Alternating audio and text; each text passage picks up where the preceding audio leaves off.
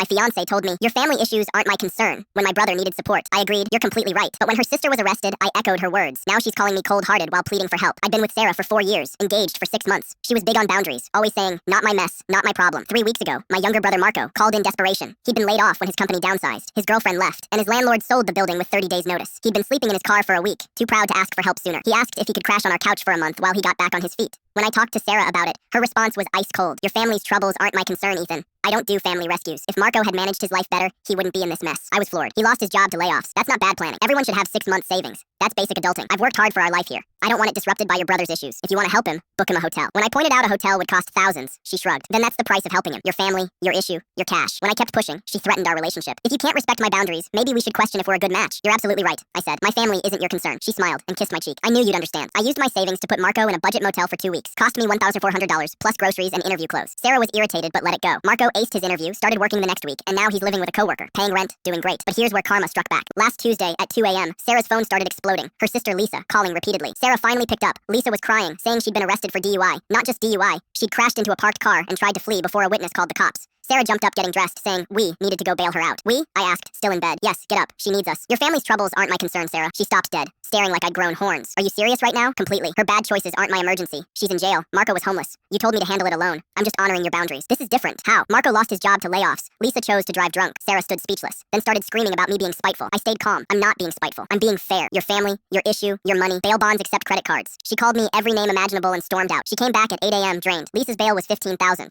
Sarah paid $1,500 to the bondsman, but it got worse. Lisa needed a lawyer for DUI with property damage and fleeing. Sarah came to me all sweet, making my favorite meal, pouring wine. We need to talk about Lisa's situation, she said. Your family, your problem, I replied. This is serious. She could go to prison. Then she needs a lawyer. Lawyers cost at least $10,000. She doesn't have that money. Sounds like her issue. Sarah exploded, calling me heartless. I pulled out my phone and played the recording I'd made of our Marco conversation. Her own voice. Your family's troubles aren't my concern. She tried to grab my phone to delete it. When that failed, she switched tactics, saying this was different because Lisa could lose everything. Marco did lose everything, and he didn't even break the law, I pointed out. Her parents called, asking why I was refusing to help. I explained I was following Sarah's boundary about family problems being individual responsibilities. They went quiet when I told them Marco had been living in his car while Sarah threatened our engagement over letting him stay with us. Lisa showed up begging, looking desperate. I know Sarah was wrong about Marco, but I'm desperate. I could lose everything. You should have thought of that before driving drunk. I made one mistake, a mistake that could have killed someone. Marco's mistake was working for a company that downsized. Sarah packed a bag, saying she was staying with her parents until I figured things out. Take your time, I said. But rent's due in a week. Your half is $100. The family drama exploded when Sarah's cousin exposed her hypocrisy in a group chat. Didn't Sarah refuse to help Ethan's homeless brother? Why should we help Lisa? The truth spread through the family, and Sarah got dragged for having boundaries for his family, but not yours. Lisa eventually took a plea deal. 6 months license suspension, probation, community service, and $5,000 in fines. She lost her job when her drunk driving arrest went public and had to move in with her parents. Sarah moved out permanently after giving me an ultimatum. Help Lisa or we're done. We were done the moment you told me my brother living in his car wasn't your concern.